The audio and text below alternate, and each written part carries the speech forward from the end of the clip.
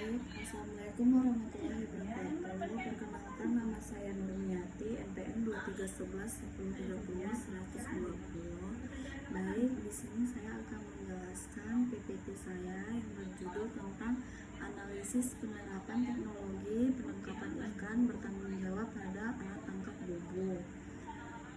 Baik, di sini ada mengenal alat tangkap bubu yang dimana dia terbagi menjadi 3, yaitu bubu dasar, bubu lipat, dan bubu apung atau hanyut.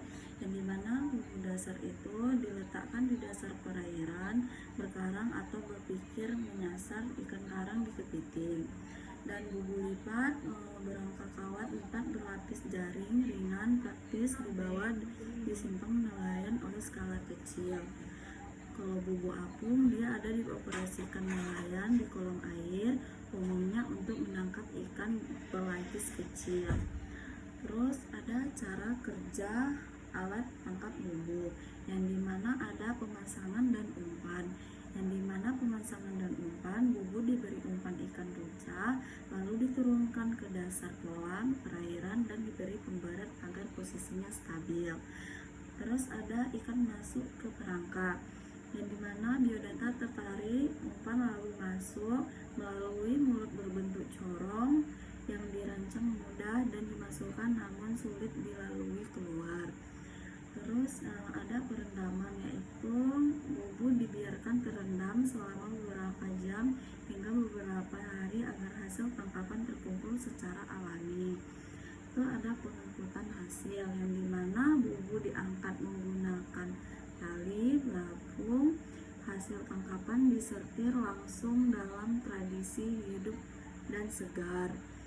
Di sini ada juga daerah operasi penangkapan, yang dimana perairan pesisir dan terumbu karang, habitat utama ikan karang, kepiting, dan lobster, dan target bubu. Habis itu ada perairan Aceh, yaitu Selat Malaka, serta bubu tradisional untuk kepiting, bakau, dan ikan dasar. Habis itu ada Kepulauan Seribu dan pesisir Sulawesi, wilayah dengan tradisi penangkapan bubu berbasis kasih nelayan skala kecil. Itu ada estuasi dan perairan semi tertutup, yang dimana area transisi laut sungai yang kaya biota dasar cocok untuk bubu lipat. Di situ ada target hasil tangkapan, di mana bubu menghasilkan ikan karang, kepiting bakau, lobster, dan rajungan. Di sini ada dampak lingkungan dan bycatch, yang dimana dampak relatif rendah, bersifat statis dan pasif, tidak menyapu atau merusak substrat, dan seperti alat aktif, troll, dan cantrang. Tidak menggunakan bahan peledak atau racun sehingga minim merusakkan habitat. Konsumsi bahan bakar rendah karena tidak memerlukan penarikan aktif oleh kapal.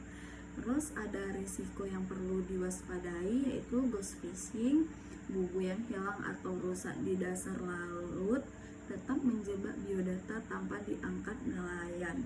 Yaitu ada bycatch, yaitu ikan non-target berukuran kecil atau biodata yang dilindungi ikut tertangkap bila ukuran pintu masuk tidak sesuai. Yaitu ada potensi kerusakan, yang dimana terumbu karang bila menempatkan pemberi atau posisi bubu kurang tepat. Terus ada analisis berdasarkan CCRF dan FAO. Di sini ada pasal 6, pasal 7, dan pasal 8. Untuk pasal 6, prinsip umumnya bubu mendukung prinsip pemanfaatan sumber daya secara bertanggung jawab karena bersifat selektif dan tidak destruktif terhadap habitat. Terus ada pasal 7, pengelolaan perikanan sifat pasif dan lokal. Bubu memudahkan pengendalian upaya tangkap agar sesuai daya dukung perairan. Terus di sini ada pasal 8, operasi penangkapan ikan. FAO mendorong pengguna alat selektif bermisi rendah dan minim bycatch. Bubu pada dasarnya memenuhi kriteria ini. Terus di sini ada kehati-hatian kita untuk alat untuk CCRF dan FAO. Dan demi ini risiko ghost phishing menuntut mitigasi seperti SKP, PIN, dan bahan.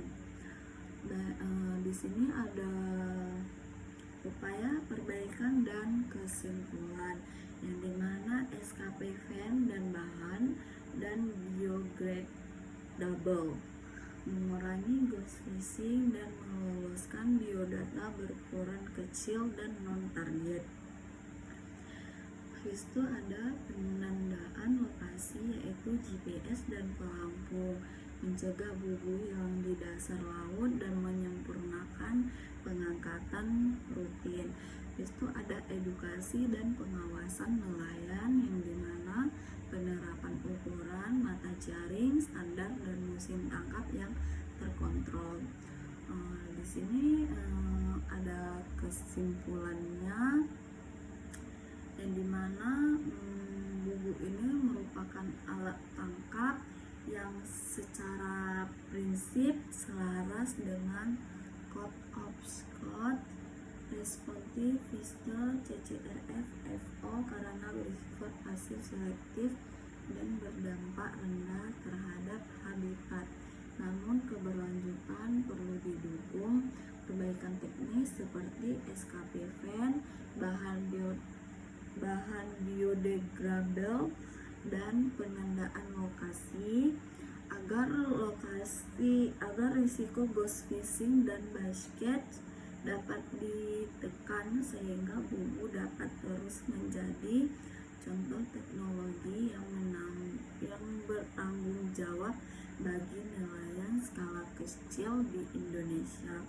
Baik, di sini ada tambahan yang dimana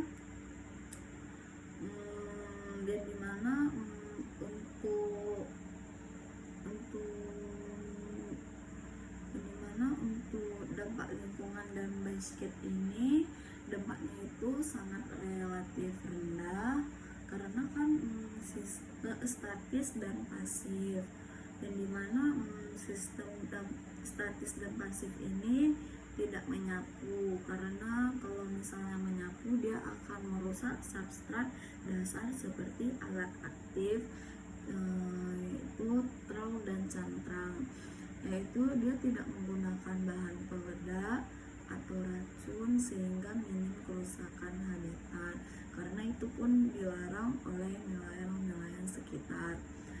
Konsumsi dan di sini ada konsumsi bahan bakar rendah karena tidak memerlukan penarikan aktif oleh kapal. Yaitu di sini ada risiko yang harus diwaspadai untuk nelayan sekitar, yaitu kita harus ghost phishing atau bubu yang hilang atau rusak di dasar laut tetap menjebak biodata tanpa diangkat oleh nelayan.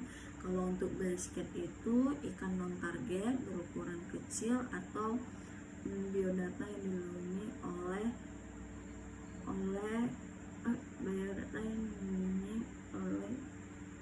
tertangkap bila ukuran pintu masuk tidak sesuai. Baik, hanya ini yang dapat saya sampaikan. Lebih dan kurang saya mohon maaf. Wassalamualaikum warahmatullahi wabarakatuh.